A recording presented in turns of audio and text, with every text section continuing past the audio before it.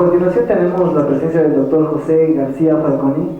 Nació en la ciudad de Riobamba el 7 de agosto de 1946, abogado y doctor en jurisprudencia en la Pontificia Universidad Católica del Ecuador, magíster en Derecho Constitucional en la Universidad Andina Simón Bolívar, profesor de Práctica Procesal Civil y Derecho Constitucional en la Universidad Central del Ecuador. Tiene publicados más de 100 trabajos abarcando materias como Derecho Constitucional, Penal y Civil. Ha desempeñado importantes dignidades en la Administración de Justicia en el Ecuador como juez de inquilinato, juez de lo civil, magistrado de la Corte Suprema de Justicia de Quito, ministro juez de la Corte Suprema de Justicia, vocal del Tribunal Constitucional, entre otros. Además, actualmente se desempeña como asesor del doctor Carlos Chiriboga Zambrano, fiscal general del Estado.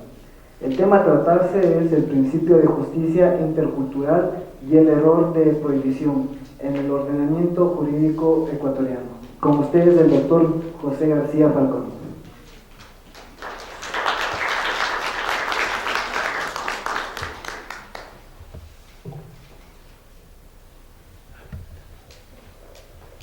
Buenas noches, compañeras y compañeros, distinguido amigo y colega profesor abogado de la República de Colombia. Quiero comenzar esta charla señalando que el derecho penal es un pilar fundamental dentro de la vida cultural, o sea que es fundamental dentro de la historia de un pueblo. Recalco una vez más, el derecho penal es un pilar fundamental dentro de la vida cultural de un pueblo, por lo cual es importantísimo dentro de la historia del pueblo el derecho penal, ahora que tenemos el código. En primer lugar, quiero manifestar mi agradecimiento a FEMPE, a mi amigo el doctor Fabián Salazar, por esta gentil invitación. Vamos a tratar exclusivamente, y así quedamos con el compañero Salazar, el punto de la justicia intercultural, que como ustedes conocen está regulada en nuestro Código Orgánico de la Función Judicial en el artículo 24, en concordancia con los artículos 344 al 346 de dicho código, y en el artículo 1 de la Constitución de la República. Y también vamos a tratar muy brevemente, por supuesto, del error de prohibición que estaba señalado, y esto es fundamental, para que también nos ayude el profesor, que estaba señalado en el proyecto del Código Orgánico Integral Penal en el artículo 35. Ojo, en el proyecto del Código Integral Penal elaborado por la Asamblea Nacional se trataba en el artículo 35 de la siguiente manera. Decía el artículo 35, comillas, en los casos de error de prohibición invencible, trastorno mental debidamente comprobado, no existe la inculpabilidad, o sea que es una causa de inculpabilidad. Recalco una vez más, en el proyecto señalado, en los casos de error de prohibición invencible, trastorno mental debidamente comprobado, no existe culpabilidad. Pero, compañeras y compañeros, este proyecto de Código Orgánico Integral Penal pasó a conocimiento del señor Presidente Constitucional de la República, economista Rafael Correa Delgado. Y el señor Presidente, como colegislador, dentro de nuestro ordenamiento colegislador, objetó esa parte del proyecto, señalando expresamente lo siguiente. Me van a permitir dar lectura a la objeción del Presidente de la República, que recalco una vez más, es colegislador, y la Asamblea Nacional aceptó la objeción en este sentido del señor Presidente de la República. ¿Qué dice la objeción del Presidente Constitucional Rafael Correa Delgado al proyecto del Código Integral Penal al cual se allanó la Asamblea Nacional? Dice, artículo 35, dice, este artículo determina cuáles son las causas de inculpabilidad, estableciendo que no existe responsabilidad penal en los casos de error de prohibición invencible, trastorno mental debidamente comprobado. Hasta aquí las comillas. ¿Qué dice el señor presidente de la República en su objeción? Como colegislador, insisto una vez más, dice: el error de prohibición es una institución propia de la escuela finalista que considera la posibilidad a que una persona alegue que no conocía la antijuridicidad de su conducta o que estaba dentro de una causa de justificación. Punto seguido. En el caso de que este error o ignorancia sea vencible, la sanción se atenúa.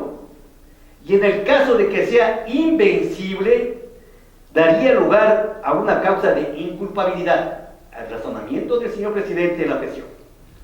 Vamos a ver cuál es, en resumen, el sentido de la objeción del presidente. Dice: esta figura, insisto nada más, esta figura es bastante peligrosa, que podría ser utilizada por jueces inescrupulosos para dejar en la impunidad un sinnúmero de delitos, ya que bastaría la nueva alegación del desconocimiento de la antijuridicidad de una conducta y la aquiescencia de un administrador de justicia, recalco, y la aquiescencia de un administrador de justicia corrupto e ignorante, recalco una vez más, corrupto e ignorante, para que cualquier persona que haya cometido un delito pueda quedar en la impunidad, aumentando la desconfianza en la administración de justicia. Es por esto que no considero conveniente incluir esta causa de inculpabilidad, tanto más cuanto que en el presente código se le otorga una gran preeminencia a los derechos de la víctima, pero que en este caso quedarían en una total indefensión si algún juez acepta y aplica esta institución ligeramente. En consecuencia, dice, propongo el siguiente texto, que es el que está vigente a raíz del 10 de agosto en el artículo 35 del Código. Dice, artículo 35, causa de inculpabilidad. No existe responsabilidad penal en el caso de trastorno mental debidamente comprobado. Entonces aquí viene la gran interrogante que se plantea: ¿existe o no existe en nuestro ordenamiento jurídico el error de prohibición, toda vez que la objeción del presidente de la República como legislador señaló que se eliminaba el error de prohibición invencible como causa de justificación? Compañeras y compañeros, no me voy a referir al error de prohibición que ha sido ya visto en estos 3 días por distinguidos maestros. Yo me comprometí a dar la charla sobre el principio de interculturalidad, para entender que también tiene, sin duda alguna, como vamos a hacer un análisis jurídico, tiene relación con el error de prohibición. También quiero aclarar, por favor, y esto sí quiero dejar expresa constancia, de que no estoy aquí, en este lugar, como delegado del señor doctor Galo Chiriboga Zambrano, fiscal general. Soy su asesor, pero en este momento, y así consta en las invitaciones, estoy como profesor universitario. Más aún, tengo que ser sincero con ustedes, que yo soy profesor en materia civil y desde este semestre en materia penal. No he sido nunca profesor en materia penal. Obviamente que gracias a la benevolencia, en este caso del señor doctor Galo Chiriboga Zambrano, estoy desempeñándome las funciones de asesor de dicha fiscalía. Y me siento muy honrado, por supuesto. Y justamente le decía a Fabián Salazar que hoy tuve a las 5 de la tarde una audiencia de instalación, por lo cual tuve que excusarme de dar primero la charla, luego del distinguido maestro aquí presente. Compañeras y compañeros, para entender este nuevo ordenamiento jurídico del país, hay que manifestar que a raíz de la vigente Constitución de 2008, publicada en el Registro Oficial 449 del 20 de octubre de dicho año, y a raíz del referéndum del 7 de mayo del 2011, tenemos una nueva justicia completamente diferente a la anterior. El artículo 1 señala que el Ecuador es un Estado constitucional de derechos y justicia social, intercultural, plurinacional, unitario. De tal manera, compañeras y compañeros, que para hacer realidad el Estado de justicia, no vamos a hacer un análisis jurídico del Estado constitucional, ya hemos hecho en algunas charlas que hemos dado en esta misma aula, no vamos a hablar del Estado de derechos que también hemos analizado en estas mismas conferencias. Vamos a hacer un análisis exclusivamente sobre lo que significa el Estado de justicia, y haciendo hincapié en el principio de justicia intercultural que señala el Código Orgánico de la Función Judicial, en atención a lo que señala el artículo 35 del COIF como eximentes de responsabilidad en el caso de trastorno mental, una vez que se eliminó el error de prohibición invencible. Compañeras y compañeros, para hacer realidad este Estado de justicia social, en atención a la garantía normativa que establece el artículo 84 de la Constitución de la República, la Asamblea Nacional, nuestra Asamblea Nacional, dicta en el mes de marzo del 2009 el Código Orgánico de la Función Judicial para hacer realidad el Estado de justicia. Y hace hincapié, y esto es fundamental volver a recalcar, el considerando del Código Orgánico de la Función Judicial, porque un cuerpo de leyes no comienza en el artículo 1, compañeras y compañeros, sino comienza en el considerando, en la exposición de motivos. Si ustedes quieren leer la Constitución de la República, no comiencen en el artículo 1, comienza en el preámbulo, donde está lo que quiere ser el Ecuador, cuáles son los fines, cuáles son sus metas. Si ustedes quieren leer el Código Orgánico Integral Penal, y aquí vamos a hacer énfasis, no comienza en el artículo 1 del Código, comienza en la exposición de motivos. Y en la exposición de motivos, lean ustedes, compañeras y compañeros de esta noche, en la exposición de motivos, en el inciso 13, señala de manera expresa lo siguiente: el COI manifiesta que dentro de este nuevo ordenamiento jurídico del país se elimina lo que se llama la ignorancia de la ley. O sea que expresamente la exposición de motivos del COI manifiesta que no es posible admitir ahora la ignorancia de la ley. O sea que la ignorancia de la ley ya sí excusa en materia de responsabilidad. Así lo señala. Sin embargo, de que en el proyecto, en el veto del señor presidente, se elimina el error de prohibición invencible como causa de antijuridicidad. Compañeras y compañeros, en el considerando del Código Orgánico de la Función Judicial, se hace hincapié en lo que significa vivir en un Estado constitucional de derechos y de justicia social. Significa, dentro de este Estado de justicia, que ya no existe el monismo jurídico, sino que existe el pluralismo jurídico, que ya no existe el individualismo, sino el colectivismo. ¿Y qué significa pluralismo jurídico? Que no existe solamente la justicia ordinaria dentro de nuestro ordenamiento jurídico, sino que existen ahora 7 clases de justicia dentro de nuestro ordenamiento jurídico, que son las siguientes. Brevemente, la justicia ordinaria, que está a cargo de los señores jueces que dependen de la función judicial y que administran justicia a nombre del pueblo soberano del Ecuador y por autoridad de la Constitución y leyes de la República. La justicia indígena, que tiene base constitucional. Yo soy de la ciudad de Riobamba y de la provincia de Chimborazo, donde hay el mayor índice de indígenas. Y a propósito de las 2 sentencias que acaba de dictar la Corte Constitucional, no me voy a referir a la justicia indígena, No me voy a referir, porque no es el tema de esta charla, sino el principio de interculturalidad. Ya vamos a hacer un análisis jurídico.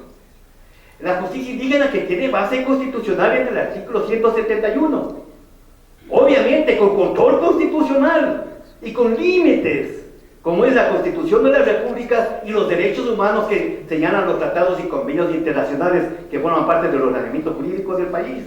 Y tiene control constitucional porque cuando las autoridades indígenas que tienen que dictar sus resoluciones con anuencia de las mujeres, y si violentan derechos humanos o derechos constitucionales, se puede interponer la acción extraordinaria de protección, que es diferente a la acción extraordinaria de protección de la justicia ordinaria.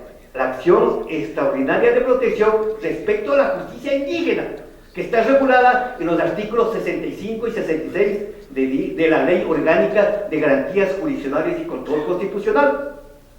En dicha ley, el artículo 66 establece de manera clara que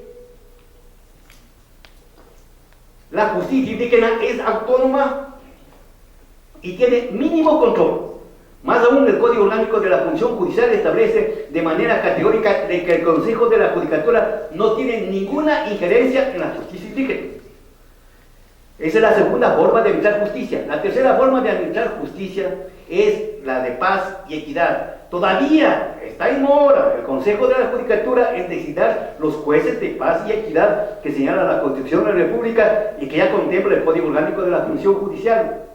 La cuarta manera de administrar justicia es, sin duda alguna, los medios alternativos de solución de conflictos, como son la mediación y el arbitraje, que también está regulado en la Constitución de la República.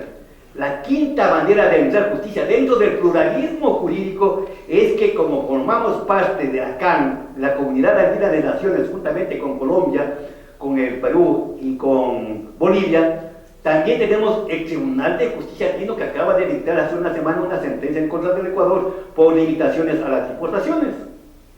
La sexta forma de administrar justicia es que, como firmamos en 1969 la Convención Interamericana de Derechos Humanos o Pacto de San José de Costa Rica, también formamos parte de la Corte Interamericana de Derechos Humanos, que está su sede en San José de Costa Rica y la Comisión con sede en Washington. Y por fin, como firmamos en 1985 el Estatuto de Roma, también formamos parte de la Justicia Universal, cuya corte está en La Haya.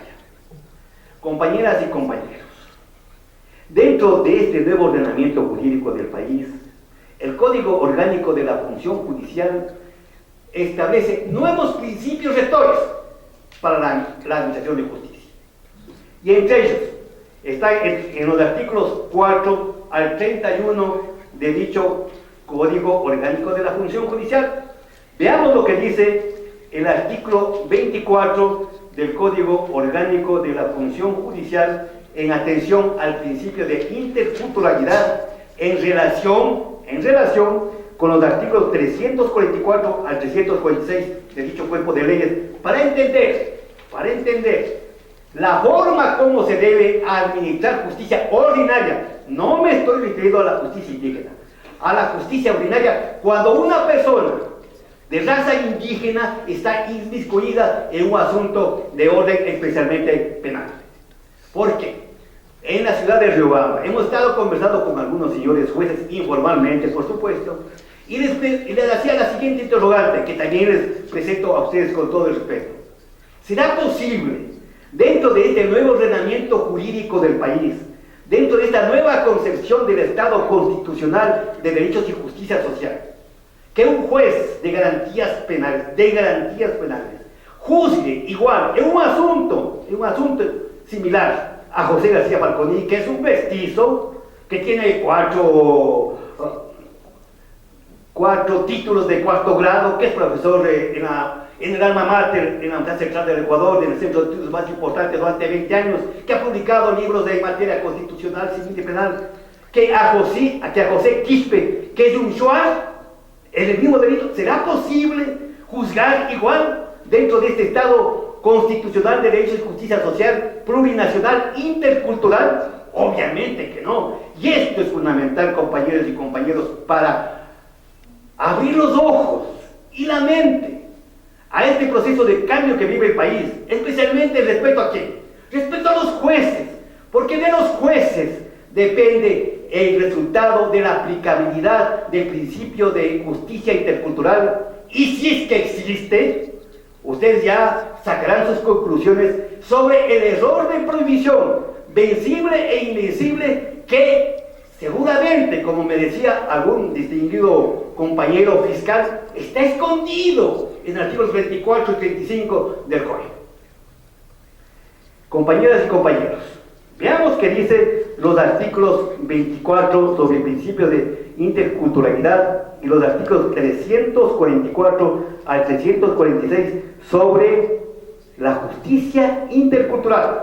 Recalco una vez más, son artículos del Código Orgánico de la Función Judicial. Código Orgánico de la Función Judicial que no se aplica para la justicia indígena.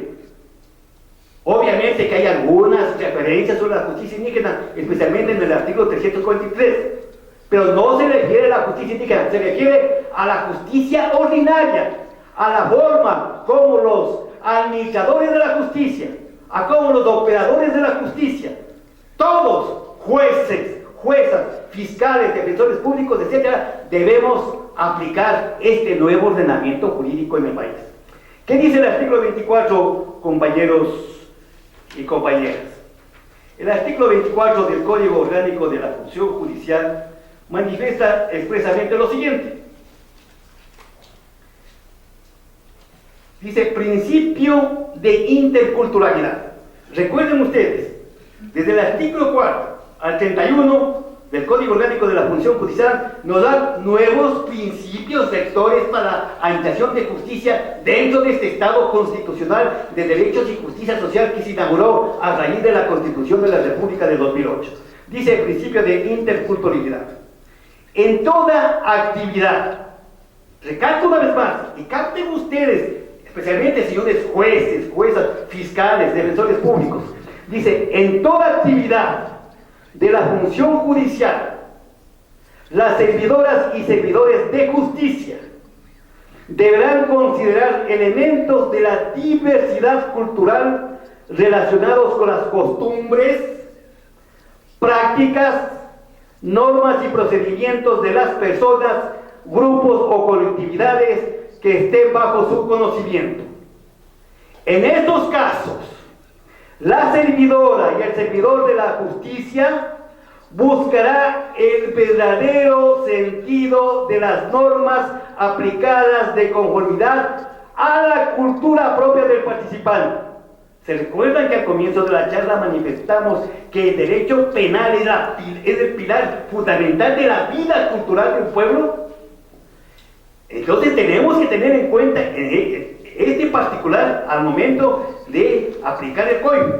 ¿Qué dice el artículo 344 del Código Orgánico de la Función Judicial, compañeras y compañeros? Dice, ámbito de la... 344, dice, principios de la justicia intercultural. Recalco una vez más con mayor respeto que se refiere a la justicia ordinaria. Este artículo no se refiere a la justicia indígena, que es otra materia completamente diferente. Ya habrá oportunidad de hacer un análisis jurídico sobre las sentencias que se dictaron en el caso de la Cocha, especialmente por la Corte Constitucional. Obviamente, analizando desde ya y dejando claro desde ya que la Corte Constitucional es la máxima expresión de nuestro ordenamiento jurídico dentro del neoconstitucionalismo y que sus resoluciones, nos guste o no nos guste, son de aplicación inmediata y son de aplicación erga omnes para todas y todos los que vivimos aquí en el país. ¿Qué dice el artículo 344, compañeras y compañeros del Código Orgánico de la Función Judicial? Dice, principios de la justicia intercultural.